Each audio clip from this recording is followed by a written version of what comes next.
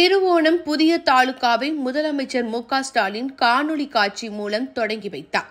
35 ஆண்டு கால கோரிக்கை நிறைவேறியதால் எம்பி, எம்எல்ஏக்கள், பொதுமக்கள் இனிப்புகள் வழங்கினர்.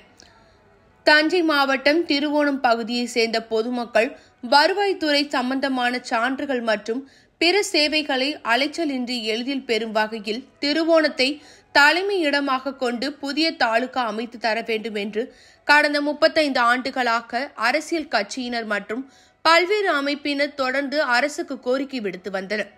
இந்த கோரிக்கையினை நிறைவேற்றும் வகையில் திருவோணத்தை தலைமையிடமாக கொண்டு புதிய தாலுகா உருவாக்கப்படும் என்று தமிழக அரசு கடந்த ஆண்டு அறிவித்தது.